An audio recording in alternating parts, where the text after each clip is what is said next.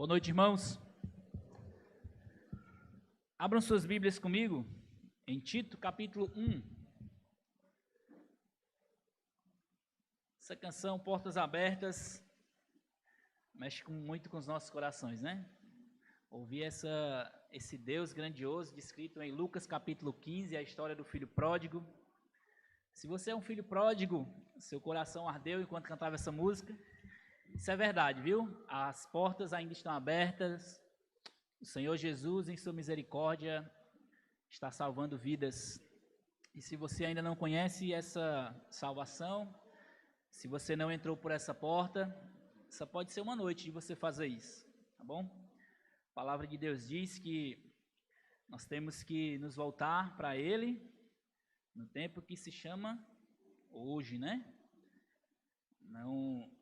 Eu não gosto de fazer evangelismo terrorista, né? Mas é uma realidade que hoje pode ser o seu último dia. Se você está distante de Deus, se volte para Ele urgentemente. Essa é a decisão mais importante da sua vida, tá certo? Se você ainda não fez essa decisão, nós nos encorajamos você a fazer. Nos procure até o final do culto. Queremos falar um pouco mais sobre a salvação maravilhosa que só é encontrada no Senhor Jesus. Hoje nós vamos continuar a nossa série em Tito. Estamos trabalhando esse ano aqui com esse tema, né? A igreja é a coluna e o fundamento da verdade, e a carta de Tito mostra aspectos muito claros do que seriam fundamentos da verdade de Deus. Na semana passada nós vimos o fundamento da carta, né? Das verdades que Paulo vai falar para Tito, e ele fala do evangelho genuíno, da autoridade dele, no nome de quem ele está vindo. Ele se coloca como um servo de Deus, apóstolo de Cristo, né? Mostrando que ele é um escravo de Deus, a palavra é essa, e a autoridade dele é baseada no que Cristo deu para ele, né? A autoridade apostólica, é o próprio Cristo, o dono da igreja, o cabeça da igreja, que deu para Paulo. Hoje, então, uma inferência muito clara e o que é muito importante, essa foi uma pregação que foi difícil de eu enxugar, né?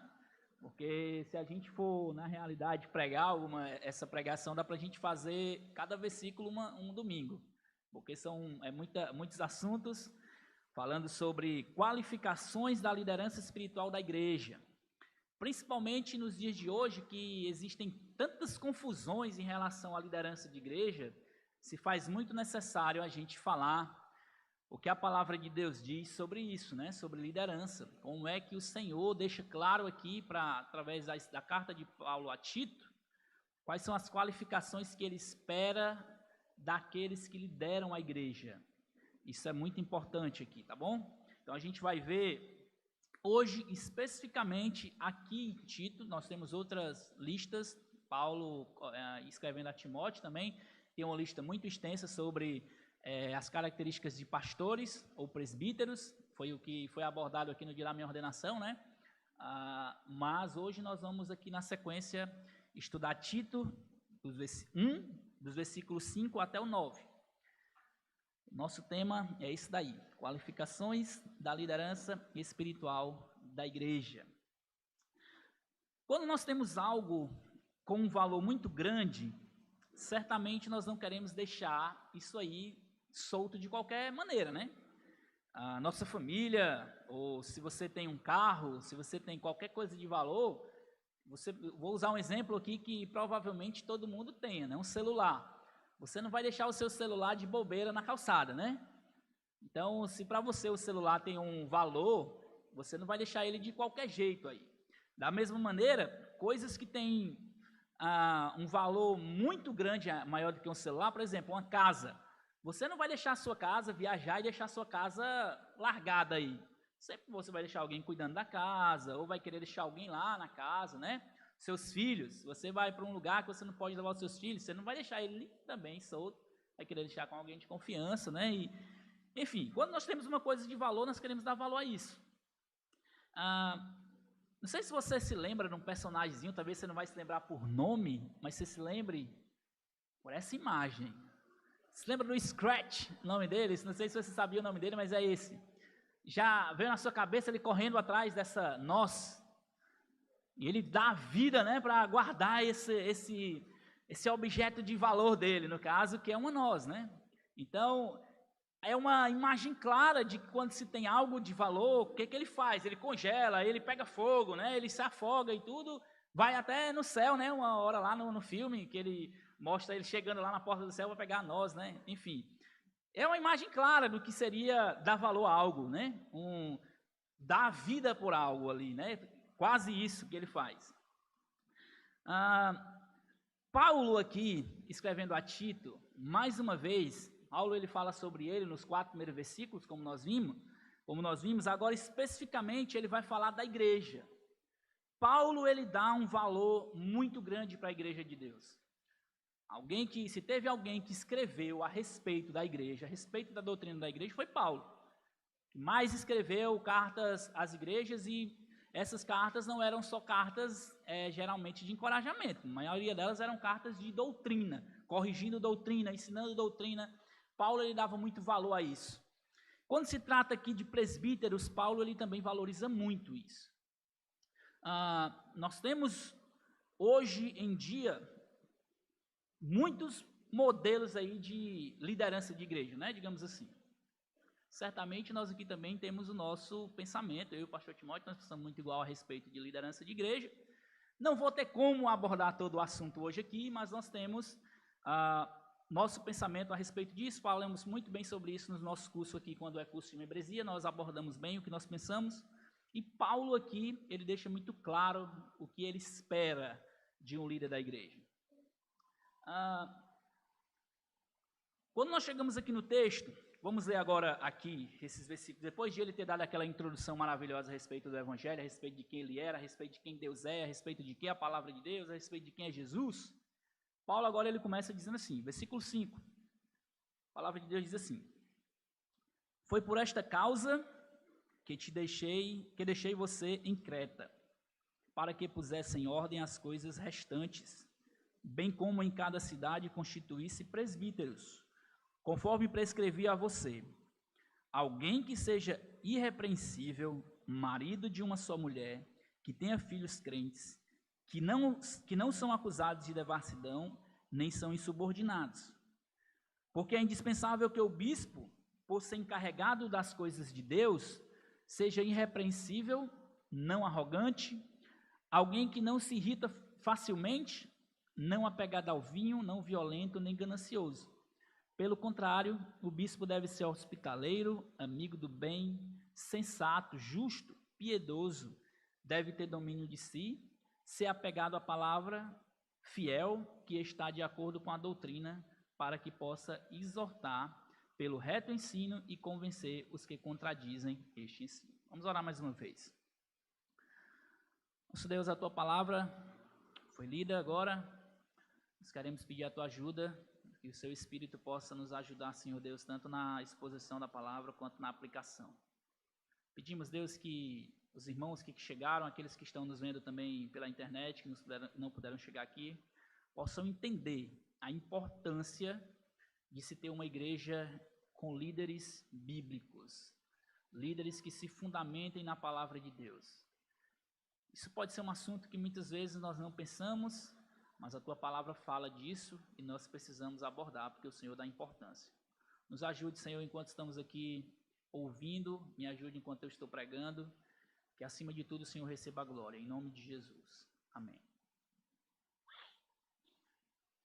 O que esse texto vai mostrar especificamente, um resumo, assim, se eu pudesse dizer o que esse texto mostra, é que uma igreja que deseja glorificar a Deus precisa estar disposta a se submeter e obedecer a Deus, e isto começando pela liderança. Se você não tem uma igreja que tem uma liderança que está fundamentada na palavra de Deus, não há nada que você faça na igreja que vai mudar a cabeça da liderança. Ou a liderança da igreja, isso eu falo, os pastores da igreja, estão fundamentados no que a palavra de Deus diz, ou toda a igreja vai se desviar em algum momento da palavra de Deus. Não, nós como pastores aqui, nós não estamos acima de ninguém, mas nós estamos como supervisores. E se nós, daqui de cima, no sentido de supervisão e não superioridade, se nós aqui de cima não estivermos guiando o povo baseado na palavra de Deus, certamente todo o povo ele vai caminhos diferentes. Então, Paulo ele começa mostrando aqui, depois de apresentar a base do que ele confiava e a autoridade com que ele guiava, Paulo começa agora a mostrar a Tito o motivo de ele ter deixado ele lá em Creta. Ele é muito claro aqui nos motivos. Essa é uma carta que o desenvolvimento dela é muito claro, né? Como Paulo vai desenvolvendo a carta, é muito claro. Ele começa no versículo, aqui o primeiro ponto. O cuidado pastoral com a igreja. Paulo vai mostrar agora o cuidado pastoral dele com a igreja. O primeiro ponto ele diz assim: foi por esta causa que deixei você em Creta, para que pusesse em ordem as coisas restantes, bem como em cada cidade constituísse presbíteros, conforme prescrevi a você. Primeiro ponto aqui no versículo 5, a parte A, Paulo diz assim: para que pusesse em ordem as coisas restantes.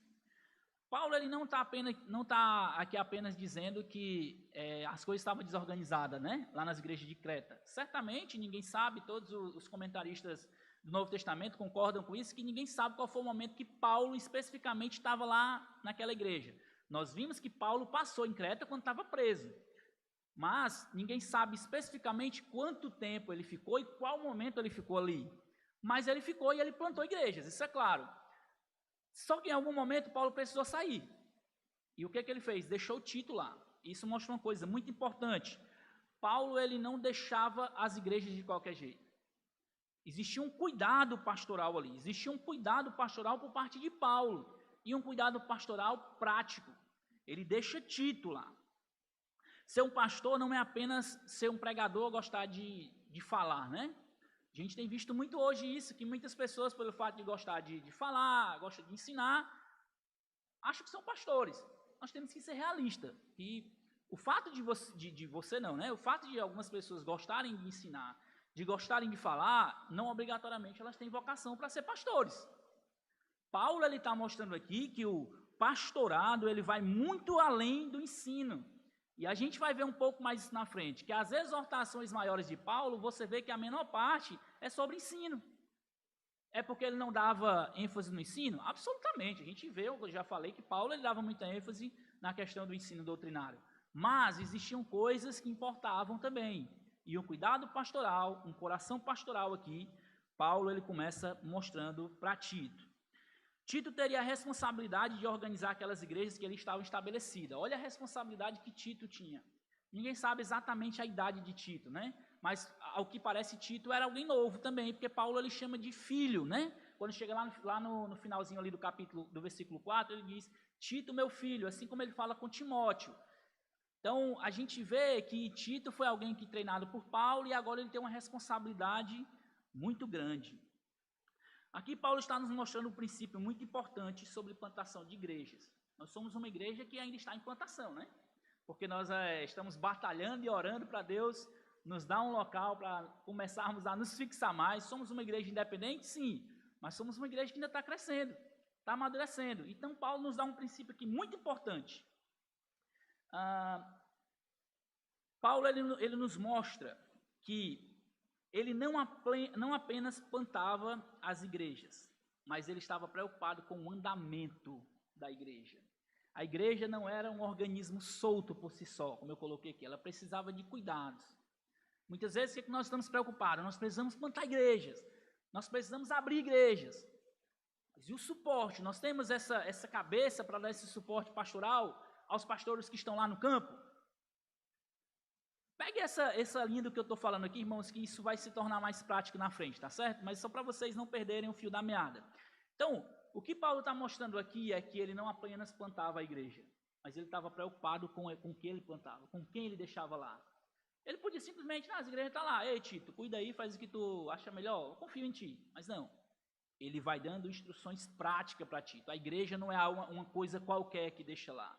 A igreja é algo que requer cuidado e cuidado prático, cuidado demonstrado na prática. A primeira coisa que ele vai dizer, como é que isso se torna na prática, né? Esse cuidado dele. Vai dizer aqui, a parte B do versículo 5. Bem como em cada cidade constituísse presbíteros. Essa é uma clara demonstração do ministério apostólico. Questão de plantar igrejas e treinar pastores. Pedro, na primeira carta de Pedro, no capítulo 5, a gente vê Pedro ali falando aos presbíteros. Aos presbíteros, eu presbítero como vocês. Né? Pedro está lá exortando aos presbíteros. João também, a gente vê isso muito claro nas epístolas. Ele escrevendo para os presbíteros, em Apocalipse ele começa escrevendo aos anjos da igreja, que são os pastores. Então a gente vê isso muito claro ali na preocupação dos apóstolos. E aqui Paulo é um dos que mais fala sobre essa questão de instituição de pastores no Novo Testamento. A gente vê isso muito claro em 1 e 2 Timóteo, Paulo falando sobre o treinamento de pastores e novos pastores. Vê isso muito claro também em Atos capítulo 14.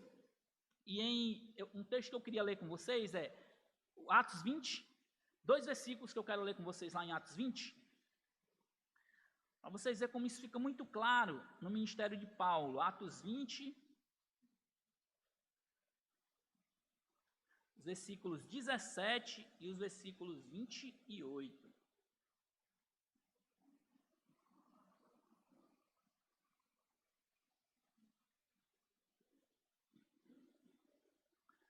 Diz assim a palavra de Deus, Atos 20, versículo 17, Paulo diz: de Mileto, Paulo enviou uma mensagem a Éfeso pedindo aos presbíteros da igreja que se encontrassem com ele.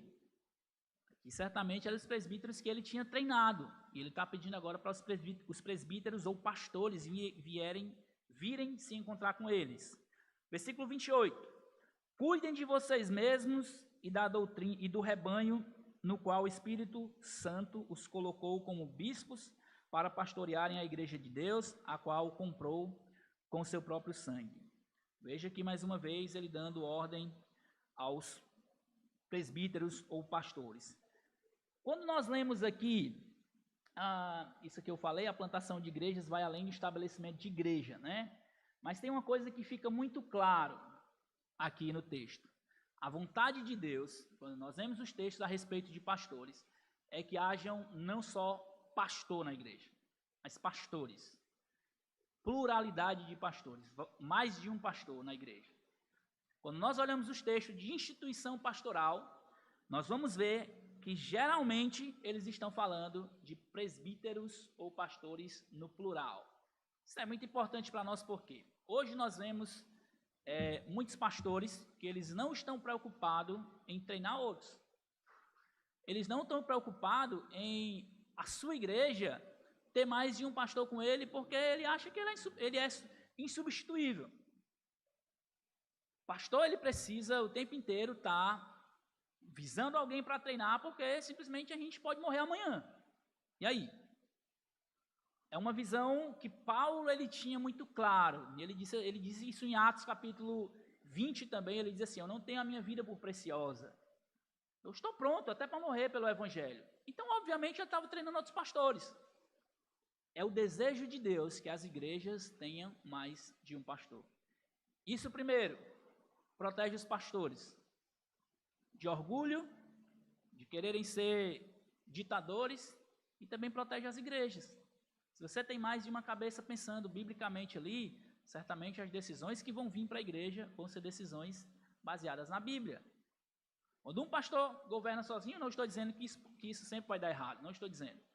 Mas quando um pastor governa sozinho, ele sempre toma as decisões ali sozinho, né? Então, mais difícil de se tomar decisões sábias. Provérbios diz que na multidão de conselhos há sabedoria, né? E principalmente na questão pastoral, eu acredito que a vontade de Deus, e eu acho que Jesus deixa isso muito claro quando ele chama vários apóstolos. Ele mesmo escolheu, a palavra de Deus diz em Marcos capítulo 1, que ele mesmo escolheu aqueles 12, né? Então, eu tenho visto mais problemas do que positividade em igrejas governadas só por um pastor. E na minha opinião, olhando as Escrituras, essa é uma opinião baseada na palavra de Deus, as igrejas deveriam funcionar sempre visando ter mais de um pastor. Isso é importante também para o que eu vou falar mais na frente. Continuando. Esse é um princípio, olha só, esse é um princípio visto em 2 Timóteo, Aí é o que a gente chama de 2:2:2, né? 2 Timóteo, capítulo 2, versículo 2. É muito fácil de você memorizar. Veja que Paulo, já lá no finalzinho da vida dele, aí ele já está escrevendo no final da vida para Timóteo, ele diz assim, ó: quanto a você, meu filho, fortifique-se na graça que há em Cristo Jesus, e o que você ouviu de mim na presença de muitas testemunhas, isso mesmo, transmita a homens fiéis, idôneos para instruir a outros. Olha a ordem de Paulo aqui. Mais uma vez que ele coloca, transmita a homens fiéis, colocando no plural. Ele não está dizendo, ó, treina alguém, Timóteo, treina mais uma pessoa, transmita a homens fiéis. O que é que vai acontecer com esses homens fiéis? Eles vão instruir outros. Aquela multiplicação. Essa não é a multiplicação do G12, tá bom? Isso aqui é a multiplicação bíblica. Certo? O que Paulo está dizendo aqui é que, de fato, instrução bíblica, dando instrução correta, biblicamente falando, se as igrejas fazem isso, outros pastores e outras lideranças corretas vão surgindo.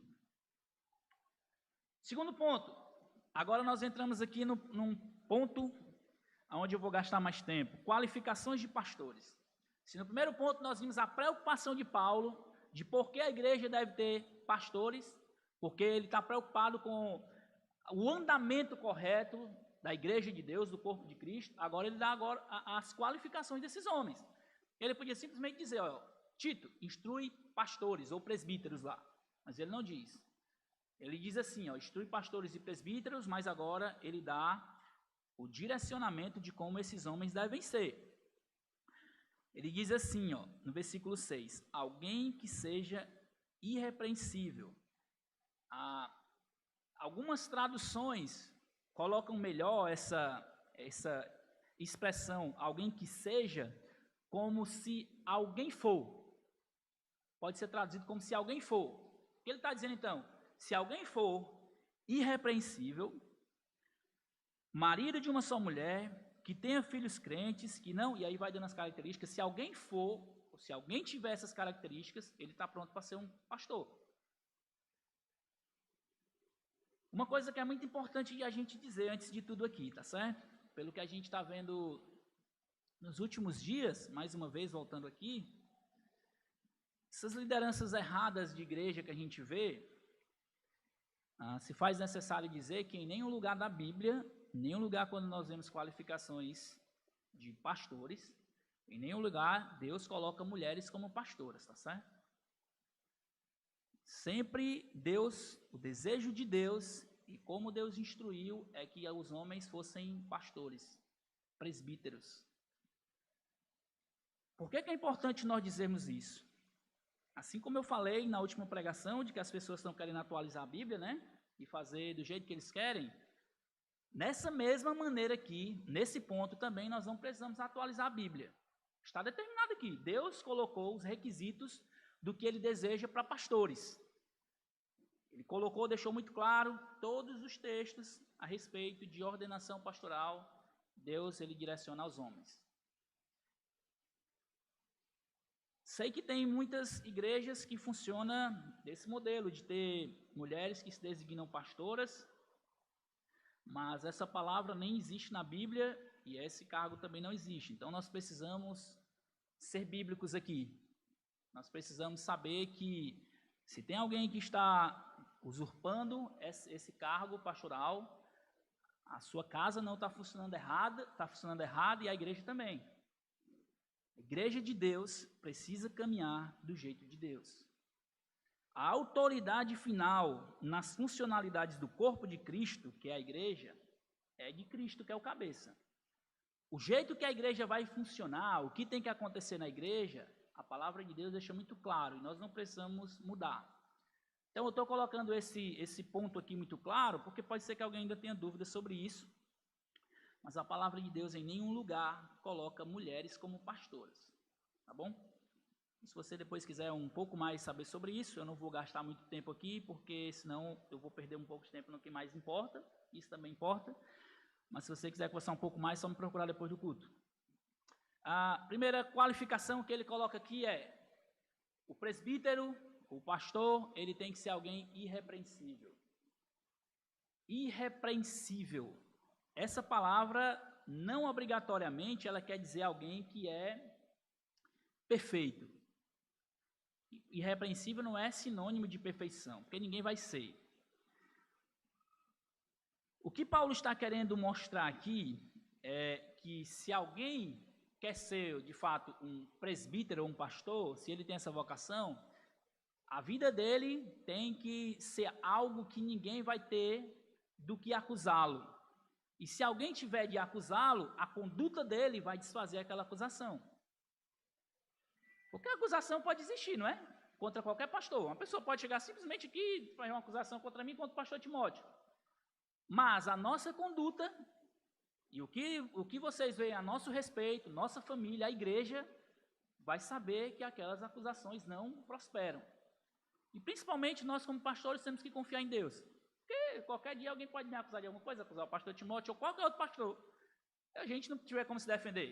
Aí, vamos confiar que Deus vai trazer à luz a defesa correta. Mas nesse sentido aqui, tem que ser algo que ele é irrepreensível, de fato, que não se pode acusar. Porque se a pessoa que pode acusar é porque tem provas, tem alguma coisa que aconteceu e que ele não resolveu bem.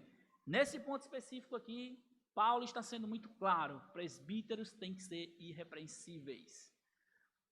Tim Charles, ele coloca algo muito claro aqui sobre irrepreensível. Ele mostra assim, o que significa ser irrepreensível? O termo grego denota uma espécie de inocência aos olhos da lei. Indica um estilo de vida contra o qual ninguém pode fazer acusações legítimas. Outros podem trazer acusações, mas a sua conduta irrepreensível acabará por absolvê-lo. Sua vida é tão consistente que o seu comportamento é um exemplo. Sua reputação exige honra e a sua prática adorna o evangelho ao fazê-la condizente com o que você prega. Essa é uma definição claríssima sobre o que é ser irrepreensível. Não quer dizer que não vai existir, não pode existir, né? A gente espera que não exista acusações, mas a conduta do presbítero ou do pastor, ela vai desfazer aquelas acusações porque a vida dele adorna o evangelho. Isso para mim é muito claro aqui. Por que é importante Paulo começar colocando homens como irrepreensíveis? Porque se o homem é irrepreensível, todas as características não vai servir para nada. Ele pode botar assim, ele é um bom pai, ele é um cara que governa bem a casa. Mas se chegar mais na frente ele for repreensível em alguma outra coisa, que adianta? Não faz sentido. Então Paulo começa colocando isso muito claro, que o presbítero, o primeiro pastor, ele tem que ser irrepreensível. Tem pessoas que eu já vi e já discutiram comigo, no bom sentido, né, porque eu não fui muito para frente, de que essa questão o pastor vai falhar em algum momento. Ok, eu acredito, eu tenho certeza que vai falhar, é porque eu falho. Mas o seu pecado não é uma justificativa para você se tornar repreensível. O cara pode pecar, mas está batendo na mulher. Eu falhei, né? Não, falhou não, é crime, né? Então, se você bateu na sua esposa, você é repreensível e você não pode ser um pastor. A palavra de Deus é muito clara quanto a isso. E outros pecados, enfim, que pode tornar um pastor repreensível, e Deus é muito claro quanto a isso. Nós temos que também ser muito sérios em relação a isso. A segunda coisa que Paulo coloca aqui, ainda no versículo 6, ele diz assim, alguém que é marido de uma só mulher, que tenha filhos crentes, não acusados de devassidão, nem insubordinados. Esse texto tem algumas pessoas que têm interpretações diferentes. Tem pessoas que são bem radicais, de dizer que o homem tem que ter todos os filhos crentes. Eu não concordo com essa interpretação, porque salvação não está no nosso poder. Mas na minha interpretação aqui, e na maioria também dos intérpretes dessa carta de Tito, a posição aqui é de que os filhos sejam respeitáveis, ou os filhos que respeitam. Mesmo que ele não tenha um filho crente, ele não vai ser um motivo de escândalo para o pai. E principalmente se ele ainda mora na casa do pai, né? Porque se o filho saiu de casa, o pai já não tem mais responsabilidade sobre ele. O que ele vai fazer lá fora, o pastor não pode mais ter responsabilidade sobre ele. Mas se ele ainda está morando na casa e o pai não cria ele nesse sentido de ele ser alguém que respeita e que não traga escândalo para o evangelho, o pai não pode ser responsabilizado por isso. Agora, se o pai é conivente, ele está dizendo aqui, o filho está fazendo todo tipo de pecado e o pai está sendo conivente, isso é um motivo claro de ser repreensível no evangelho. Infelizmente, isso acontece muito. Os pais que colocam os filhos acima da igreja. Para nós isso é muito difícil como pastores, viu, irmãos? E a gente chegar ao momento de ter que escolher entre a igreja e os filhos, graças a Deus, o pastor não precisou fazer isso, eu espero que eu também não precise. Mas certamente deve ser difícil para um pastor e ele tem que ser muito honesto em alguns momentos de ele saber que vai ter que escolher fazer a coisa certa. Infelizmente, muitos pastores se levam pela emoção e acabam fazendo o que não devia. Deve punir o pecado, deveria punir os filhos e deveria não se tornar conivente com isso. E Paulo está dizendo justamente isso aqui, que ele não é conivente com o pecado dos filhos. Os filhos dele são, mesmo que não sejam crentes, eles respeitam o pai, eles mostram que são submissos ao pastor. Isso é muito importante.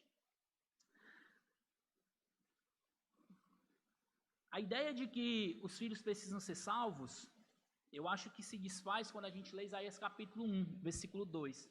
Se você lê Isaías capítulo 1, Deus, próprio Deus escrevendo lá para Isaías, ele vai dizer que ele criou filhos e que esses filhos em algum momento o abandonaram. O próprio Deus sabe que filhos deles viraram as costas para ele. Deus, né? Mostrando que os filhos de Israel, em algum momento, viraram as costas para ele.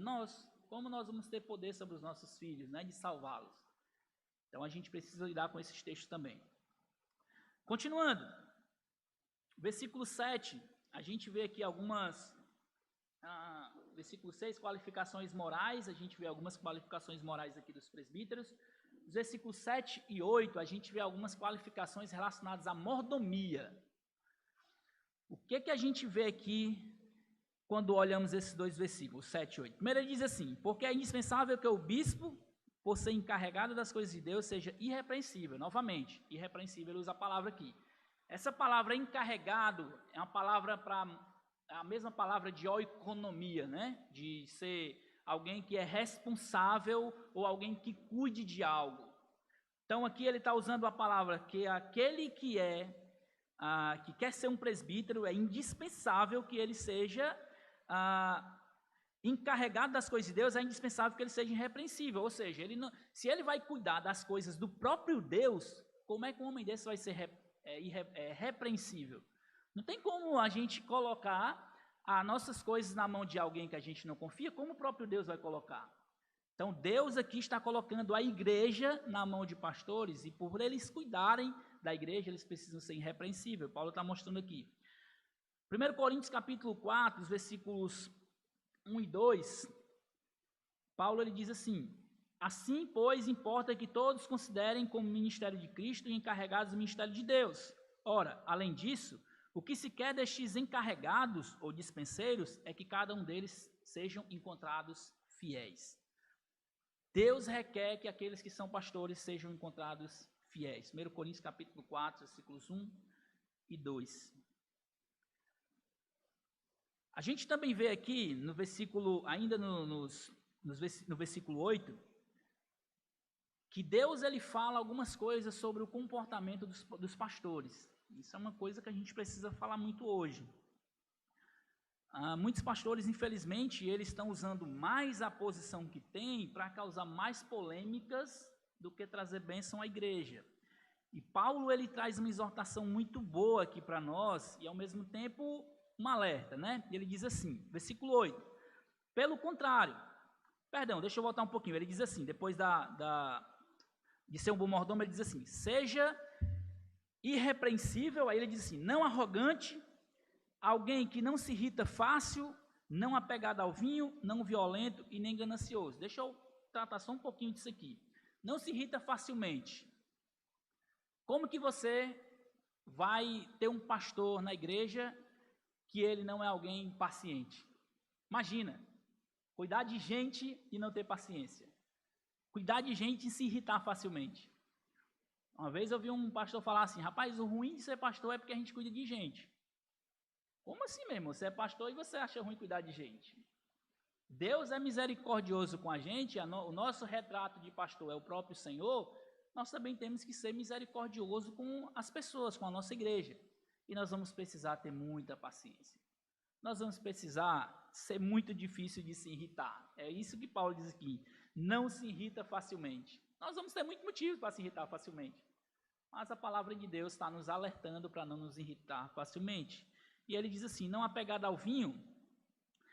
Efésios capítulo 5, versículo 18, talvez seja uma luz aqui, que ele diz que não vos embriagueis com vinho, mas enchei-vos do Espírito Santo.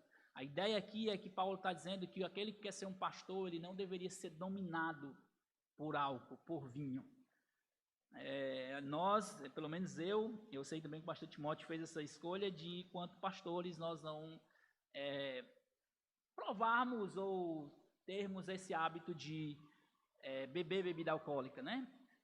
Não estou dizendo, nem sendo legalista, eu vou pregar sobre legalismo na próxima semana, não posso ser agora, né? Estou dizendo que aquelas pessoas que acham que tomar uma bebida sem pecar, a palavra de Deus condena a embriaguez de fato, mas nós, por causa do testemunho e por questões também de segurança, pelo menos no meu caso, eu não provo. E também porque eu não gosto. Na realidade, eu não gosto. Mesmo que eu não tivesse a minha consciência em relação a isso, eu não gosto. Então, Paulo ele está justamente dizendo aqui, não apegado ao vinho. Sei que o debate geralmente gira em torno de pode ou não pode beber, deve ou não deve, tudo. Eu iria mais por esse lado. A questão se não pode ou não pode, a questão é por que você quer beber? Ou você deve beber? Precisa? A pergunta é só essa, por que eu preciso? Para quê? Se você achar que isso vai trazer um benefício para você, vá em frente. Mas o meu conselho é que se você quiser um conselho, não beba, não traz benefício nenhum. A outra coisa que ele diz aqui é não violento. E aqui, de fato, essa palavra violência aqui, não violento, ela tem a ideia de prática mesmo. De alguém que seja, digamos assim, vá para vias de fato de briga. Então, a ideia que Paulo está dizendo aqui, uma pessoa dessa, briguenta, ela não pode ser um pastor também. Outra coisa, não ganancioso. Isso fica muito claro lá em 1 Pedro, capítulo 5, versículos 1 ao 4, quando ele diz assim, que nós não devemos pastorear o rebanho de Deus por sórdida ganância, né? Nós não podemos pastorear a igreja de Deus por interesse próprio. Se tem alguém que está querendo se tornar um pastor por interesse, ou porque ele olha a vida de outro pastor e ele queria ser igual, ele está com ideia errada. Até porque Deus não vai fazer na vida de um pastor o que ele faz na vida de outro. Se Deus quiser daqui a pouco me levar para outro canto para eu sofrer lá e passar algumas dificuldades. Se eu entender que Deus está me levando, eu vou. Da mesma maneira, Deus não chamou ninguém para ser igual a mim aqui no Eusébio. Você pode vir outro pastor depois do que eu e ser muito melhor. Isso é muito melhor cuidado. A igreja já cuida muito bem de mim, mas eu não fico na igreja por causa disso. Não é o que me segura na igreja, não é o que a igreja me paga ou o que a igreja faz por mim. O que me segura é a fidelidade ao Supremo Pastor, a Deus. Versículo 8, aí, agora é importante também essas recomendações. O que é que ele quer dizer com hospitaleiro? Essa ideia de hospitaleiro era receber pessoas que vinham de fora. Crentes que vinham de outros lugares, os pastores, geralmente, eles tinham recomendação. Nós vimos um pouco disso hoje, não foi lá com o Ló, que eles tinham recomendação e era um prazer de receber pessoas vindas de longe. E o pastor, ele tinha que ser uma pessoa desse tipo. Isso aqui é até uma coisa interessante, porque não tornava o pastor um pouco isolado. Imagina, o pastor que não gostava de receber ninguém, né? Não gostava de ter relacionamentos. É difícil. Amigo do bem, essa ideia de um bom testemunho dos de fora. O pastor ele não precisa só ter um bom testemunho das pessoas da igreja, mas do de fora também. Isso é importante para os relacionamentos, evangelismo. Ele precisa ter um bom testemunho dos de fora. Sensato. Aqui a ideia de saber o que e quando falar. Ele é sensato. Ele não é alguém que sai falando demais e alguém que fala sem pensar, mas ele reflete antes de falar e isso revela sensatez no pastor. É alguém que é justo, que é muito claro, ele não toma decisão baseada em emoções ou em quem seja, ele é justo, seja quem for na igreja, principalmente isso aqui, imagina na igreja, se um pastor ele toma decisões baseado em quem a pessoa é, ele está fugindo dessa característica. Nós precisamos tomar decisões baseado no que a Bíblia diz e não em quem ou o que está fazendo. Piedoso, a gente já viu essa palavra na semana passada, ela que é a ideia de pregar, de viver o que você prega. Tem a relação com a prática. Pastor que não só prega, mas ele vive o que ele prega. E aqui também o domínio de si. É o fruto muito claro, o fruto do espírito de domínio próprio, né? Um pastor que ele é alguém que não tem domínio próprio, seja em qual for a área, não é esse domínio próprio questão de ira, mas em todas as áreas da vida, se é alguém que não tem domínio próprio, ele precisa se arrepender e se voltar para fazer o que é o correto. Aí os desejos eu falei agora, e ele precisa ser alguém contente. Aqui agora nós vamos ver qualificações de ensino. Quando chega no versículo 9, a gente agora vê que Paulo deixa por último as qualificações de ensino. O que geralmente as pessoas colocam alguém para ser pastor é porque o cara, ele ensina bem, porque ele sabe falar bem. Mas as listas de Paulo, sempre, e também de Pedro, né, quando ele vai falar dos presbíteros, ele nunca coloca ensino ou ele nunca coloca o que a pessoa sabe como prioridade. Até porque a gente vê muitas pessoas que sabem muito e que hoje estão afundadas distante de Deus. Né? Tem muitas pessoas que sabem muito de Deus, a respeito de Deus, mas que hoje não vivem relacionamentos com Deus. E Paulo coloca aqui como muito importante a área do ensino, mas não como algo primário. Se alguém ensina bem e não tem um caráter baseado no que Deus diz, não vale de nada, Paulo está dizendo. Versículo 9. Ser apegado à palavra fiel, que está de acordo com a doutrina, para que possa exortar pelo reto ensino e convencer os que contradizem este ensino. O primeiro de tudo ele precisa ser apegado. Aqui não é só a ideia de alguém que só vai para a palavra no momento de pregar. Ele precisa ter um relacionamento com a palavra de Deus. É algo que faz parte da vida dele. Se você é apegado com algo, obviamente que você quer ficar o tempo todo, você não solta, né? O que a gente usa, apegado, né? E Paulo está usando essa mesma palavra, ele diz, alguém que é apegado, alguém que tem um relacionamento, alguém que vive seguro naquilo que ele acredita. E ele continua, não só apegado a qualquer coisa, apegado à palavra fiel, a palavra da verdade. Isso é muito importante de Paulo dizer aqui, porque mais à frente a gente vai ver que existiam doutrinas erradas ali em Creta. Mesmo naquela igreja, no começo, mas já existiam doutrinas erradas. E Paulo está dizendo aqui, precisa ser apegado à palavra fiel, que está de acordo com a doutrina. Ou seja, que é de acordo com aquilo que Paulo ensinou. Lembra do que eles estavam lá no começo, em Atos dos Apóstolos, firmado na doutrina dos apóstolos? Então, não era só qualquer palavra, mas a palavra fiel e que estava o ensino de acordo com o ensino dos apóstolos. Ele diz assim agora, o motivo, por que ele precisa ser apegado a essa palavra? Para que possa exortar pelo ensino. Primeira coisa é ensinar, falar da verdade de Deus. A gente vê essa ideia também muito clara em 2 Timóteo 3, aquela parte final, lá dos versículos 15 até o 17. E ele diz assim, exortar pelo ensino, ou seja, enquanto você está ensinando, você está convencendo as pessoas. Enquanto você está ensinando, está trazendo crescimento. E também convencer os que contradizem esse ensino. Paulo está dizendo que certamente que Tito ia ter embate com aquelas pessoas que estavam contradizendo. Mas ele estava dizendo assim, Tito, não usa outra coisa para convencer esses. Você tem que convencer pelo ensino da palavra. John MacArthur é que ele geralmente diz que nós combatemos o erro ensinando a verdade. Não é dizendo por que o erro está errado. Prega a verdade.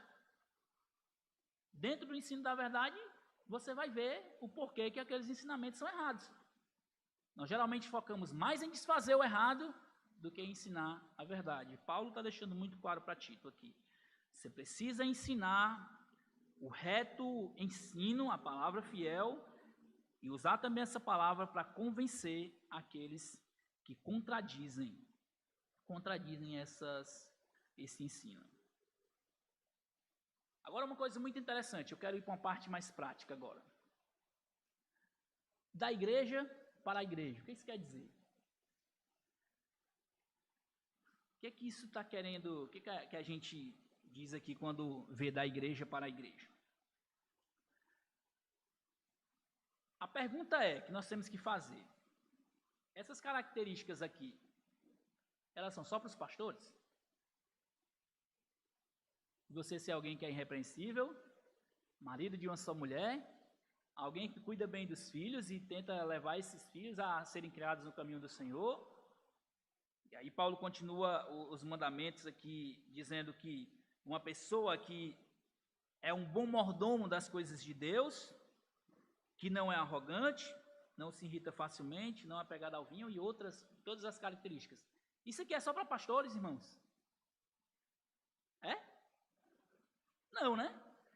Por isso que eu estou dizendo aqui que a primeira coisa que nós devemos destacar é que essas características deviam ser uma característica comum da igreja, do corpo. Obviamente que algumas características aqui são claras que são para alguns homens, né? Aliás, para os homens, né? Marido de uma só mulher, a mulher não pode ser marido de uma só mulher, né? Marido de uma só mulher, característica dos homens.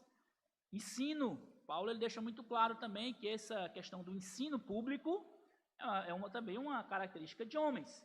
Não que as mulheres não possam ensinar, tem diversos ministérios que as mulheres podem. Eu estou falando mais da questão moral aqui, mais das questões das características principais, tirando essas mais teológicas. São características que todos da igreja deveriam ter. Isso é muito claro aqui. E por que eu coloquei esse terceiro ponto, da igreja para a igreja? Porque a gente vai reconhecer, nós vamos reconhecer que no meio da igreja, no meio dessas características, alguns homens vão ser chamados para ser pastores. Todos deveriam ter essa mesma característica. E é o que Paulo está dizendo para Tito. Eu deixei você em Creta. Deixa muito claro isso. Parte B que ele diz. Bem como em cada cidade constituir-se presbíteros. Essa é uma responsabilidade de Tito de talvez reconhecer que pessoas têm características e treinar essas pessoas como Paulo fez com ele. Porque Paulo ensinou para ele, né, que ele instruiu para que instruísse outros e instruísse outros. Os pastores, certamente nós como supervisores, né, a visão aqui, nós vamos reconhecer mais facilmente que algumas pessoas têm uma vocação para ser pastores. Mas essa vocação deveria ser da igreja, do meio da igreja, para a igreja. Não deveria existir uma classe superior de alguém que ensina melhor, de alguém que são os homens que se destacam mais, e aí no meio dessa classe superior a gente tira alguns pastores. Não, não. Do meio da igreja, do meio do povo comum, os pastores estão olhando aqui, identificando que alguns homens têm uma característica pastoral, alguma vocação pastoral, e nós fazemos o ensino que Paulo diz para Tito e para Timóteo. Nós trazemos esses homens para perto de nós, para treinar eles para serem outros pastores. E a igreja vai fazer o quê? Chancelar aquilo que nós estamos encorajando ela a fazer. Então, uma coisa que a gente precisa colocar na nossa cabeça é que essas características aqui, importantíssimas, nós devemos batalhar como igreja para desenvolver e amadurecer. E no meio da nossa igreja, esse é o nosso desejo, nós queremos ter muitos pastores. Que daqui saiam muitos pastores.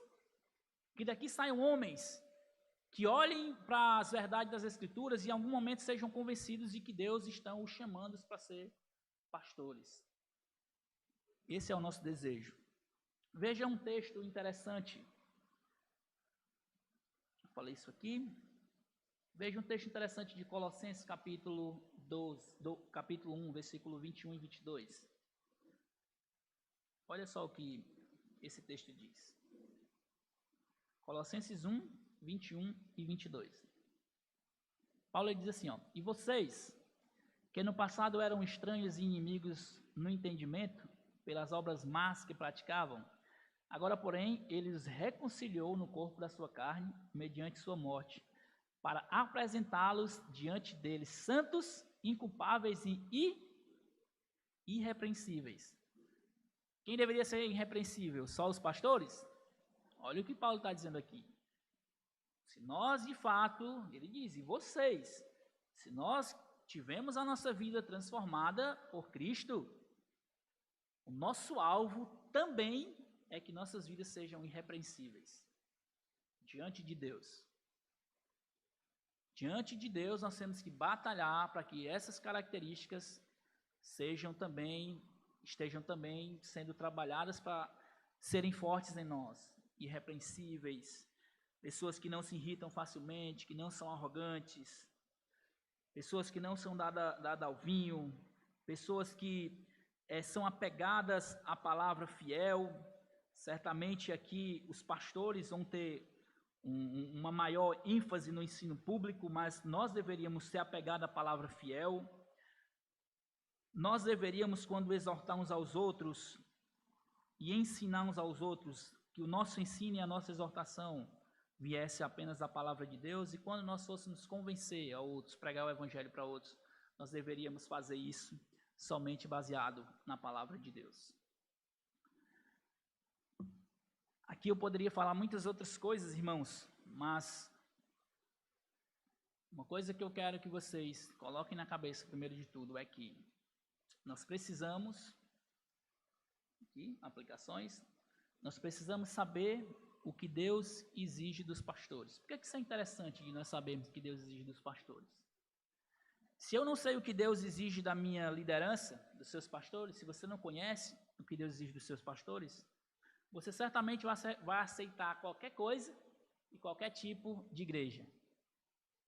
Se você não sabe o que Deus exige, qualquer coisa que lhe falarem, qualquer lugar que você chegar, você não vai saber identificar se aqueles líderes estão de fato seguindo o que o Evangelho diz.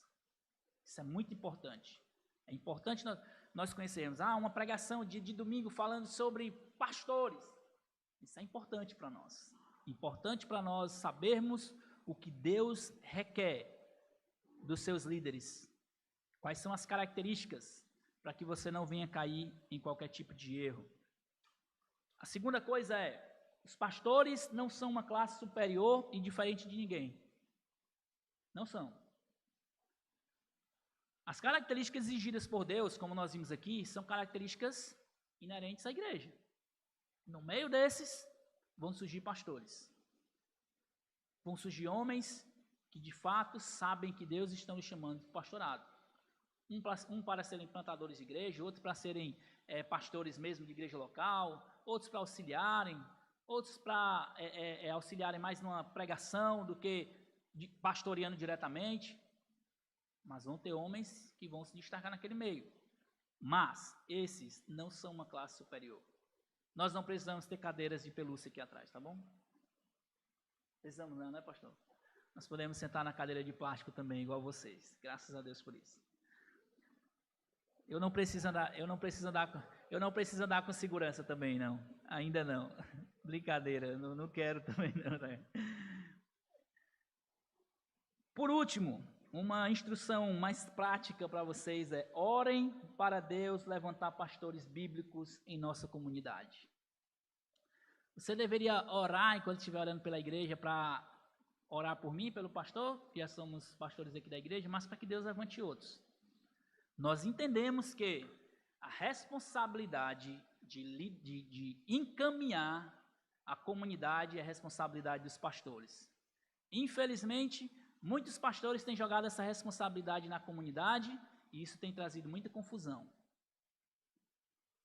Não estou dizendo que a igreja não participe das decisões junto conosco, mas nós entendemos que a responsabilidade, e Paulo deixa isso muito claro aqui, a responsabilidade de direcionar essas decisões, direcionar como a igreja vai tomar as decisões bíblicas, são dos pastores.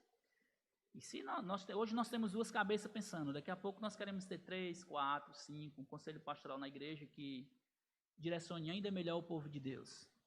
Nós não somos egoístas de querer cargos para nós. Nós queremos que a igreja de Deus ande bem, e uma igreja que só vai andar bem se ela tiver líderes bíblicos, como eu comecei falando. Se nós temos pastores que não delegam suas responsabilidades, é muito mais fácil eu delegar a responsabilidade para a igreja, para não comprar um conflito, do que tomar uma decisão difícil. mas eu sei que Deus vai cobrar isso de mim. Hebreus capítulo 10 deixa isso muito claro. Os pastores vão prestar conta diante de Deus. Não é a igreja que vai prestar conta diante de Deus, são os pastores. Quando nós delegamos decisões dos pastores para a igreja, nós também estamos usurpando ou estamos nos isentando de uma responsabilidade que Deus nos deu. Nós não queremos ser ditadores de tomar as decisões sozinhos, mas nós queremos ser bíblicos, de direcionar a igreja na direção correta, da maneira correta, com pastores que pensam biblicamente, que saiam do meio do povo, que vivem uma vida com características bíblicas. Nosso desejo é que a nossa igreja seja uma igreja de fato bíblica, não só no nome, mas uma igreja bíblica na prática, e que do nosso meio saiam muitos homens de Deus que vão ser pastores bíblicos, mulheres de Deus, esposa de pastores bíblicos. E vejamos aqui um celeiro de homens e mulheres que amam ao Senhor e quer obedecê-lo. Vamos orar. Obrigado, Deus, pela tua palavra. Geralmente nós não ensinamos tanto sobre isso, um assunto que às vezes é muito controverso, mas a tua palavra nos exige e nós queremos ser fiéis à tua palavra, Deus.